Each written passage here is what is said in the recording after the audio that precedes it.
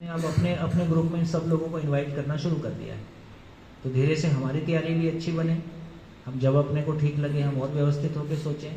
तो अहमदाबाद के बहुत सारे ग्रुप्स जो ऑलरेडी सोशली मोटिवेटेड ग्रुप्स हैं, चाहे वो कुछ भी संवेदनशीलता का कोई भी काम करते हैं, लेकिन अपना अपना मन अपना तन धन कहीं तो दूसरों के लिए लगा ही रहे हैं।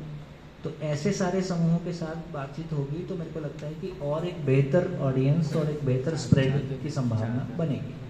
अब लगभग ऐसा लग रहा है कि जैसे इतने साल चलते चलते पूरी की पूरी टीम भी इवॉल्व होके आ गई, अपने लोगों की भी तैयारी बन रही है। जैसे राजकोट में 8-10 लोग हो, 7-8 लोग लगभग होंगे ही, क्यों प्रबोधन के लिए लगभग अपने बीच में भी अब कुछ लोग ऐसे डेवलप हो ही रहे हैं। और देखो ये भी एक बात समझने की है, किसी चीज़ को भी ना अपन, मैं बहुत खुल के कहना चाहता हूँ कि किसी चीज़ को भी अपन ये समझ के चले कि जब हमने पहला शिविर किया था, जब मैंने पहला शिविर 98 में 97 दिसंबर में किया है, तो हम आश्चर्यचकित थे और खुशी के मारे मतलब ये, क्योंकि उस पीड़ा से गुजर के आए थे। उसके पहले 7 साल लगातार समाज में घर बार बेच के लगाई चुके थे, और जो बर्बाद होना था, जिसको समाज बर्बाद कहता है, वो सब दिन हमने देख लिए थे।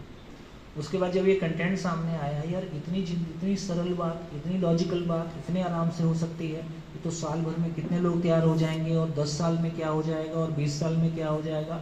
ऐसा लग रहा था दुनिया बदल ही गई है, ऐसा लगता था। आज 20 साल में यदि एक बात है कि आपको कंटेंट आ गया है, एक बात है कि आप सोशली मोटिवेटेड होकर बिल्कुल समाज में ऑपरेट करना शुरू कर दिए हैं।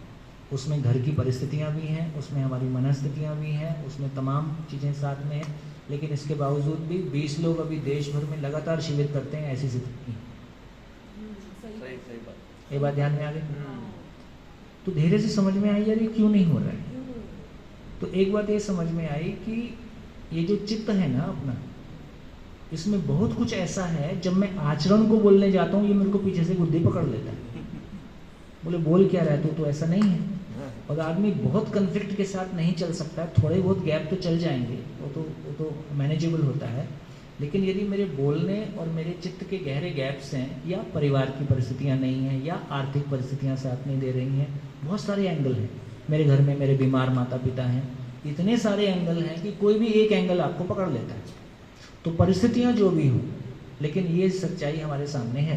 तो इसका मतलब है कि ये जो पब्लिक स्पीकिंग है, ये भी कोई ऐसी चीज नहीं है जिसका ट्रेनिंग दिया जा सके। आज सब कोई के पास इतना YouTube मटेरियल अवेलेबल है, सब इतने लोगों को सुन रहे हैं कि आज बोलना कोई ऐसी चीज नहीं है जो कि बहुत है ना।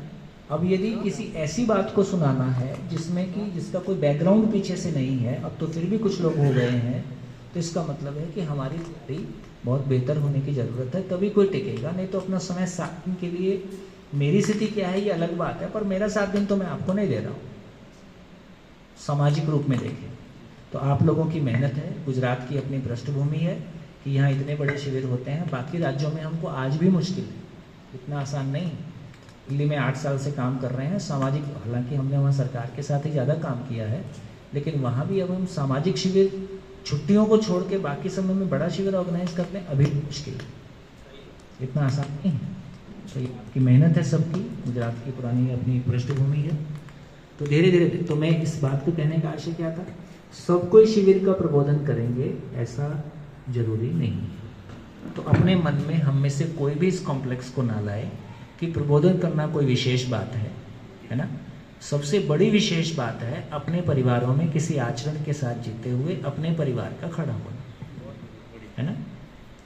ठीक है, कोई एक व्यक्ति बोलता हुआ दिखाई देता है, 4 लोग उसको सम्मान देते हुए दिखाई देते हैं, इससे मेरे आचरण पे कोई फर्क नहीं पड़ता, इससे मेरे भीतर में कोई फर्क नहीं पड़ रहा है। तो मैं कह रहा हूँ जब हम ऐसा काम करते हैं तो नेचुरल है, जब एक आदमी लाइमलाइट में दिखता है तो अपने आप को वहाँ देखने की चाहना, इच्छा